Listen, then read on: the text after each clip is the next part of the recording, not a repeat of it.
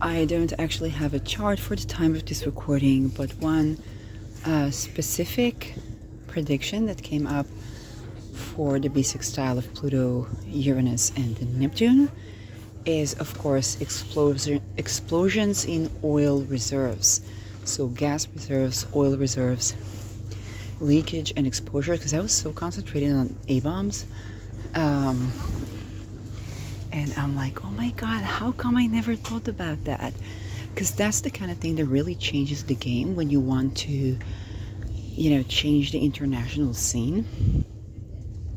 And you think about Uranus's rebellion and explosions, and the fact that they're all like invested in oil and in gas, and of course human trade and stuff like that, but that the money laundering is through your investment in oil and in gas, I suppose. I mean, that's just common sense, right? And so explosion of these reserves could be a way to, unfortunately confiscate wealth and create a crisis. So it's both like malefic, but it's also kind of, getting the people to sway their most fixed Taurian investments, and that would be Boli, coalies, oils, gas, and to some degree pharma. And Neptune is like leakage, so that's very much expected. Some of it controlled, but a lot of it not controlled.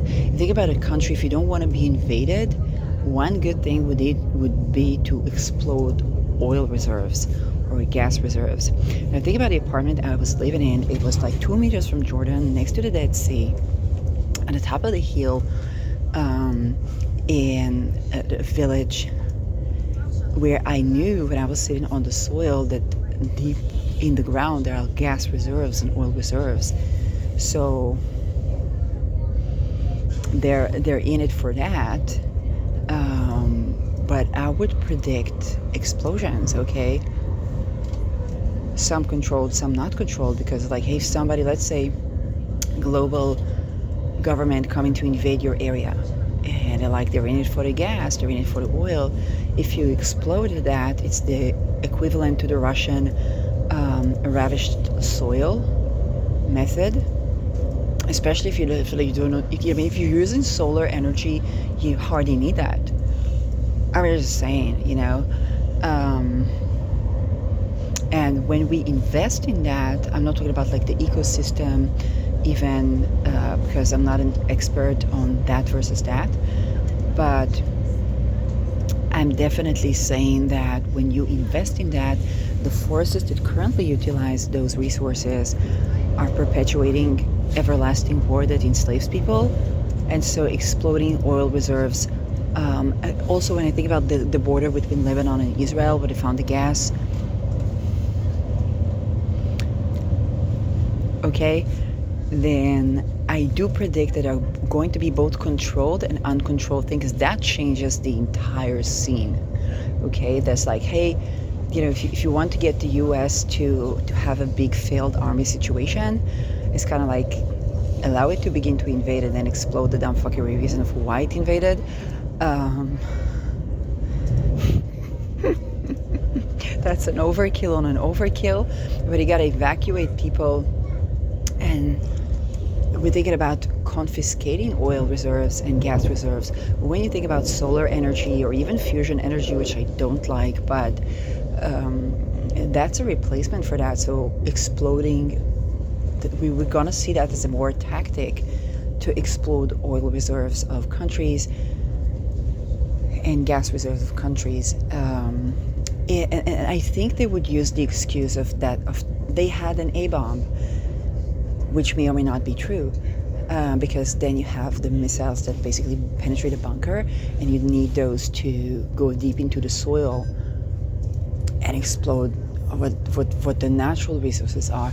And when people know that they have fusion energy and they have atomic energy and they have solar energy, we are changing our energy resources. Pluto in Aquarius, gravity waves.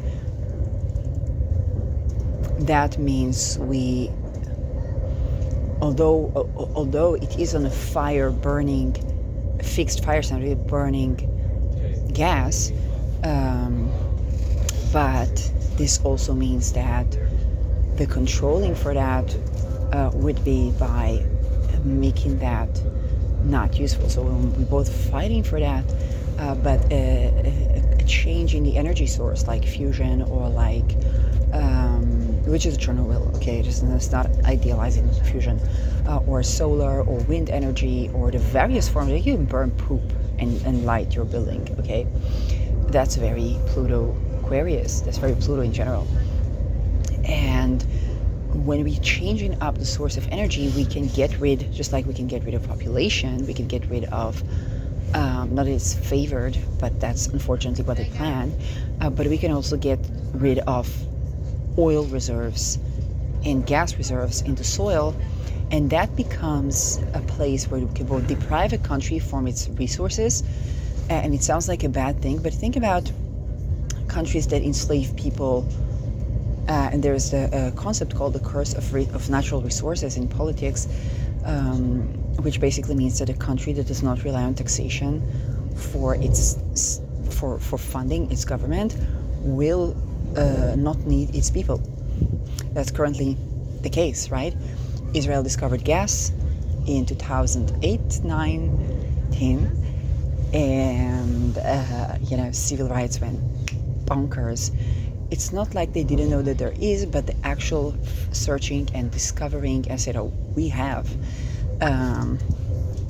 is a different scenario. Okay, we know for years that there's gas in the Negev area is filled with oil, right? But they want to, human traffic people. So one response would be to explode that damn fuckery.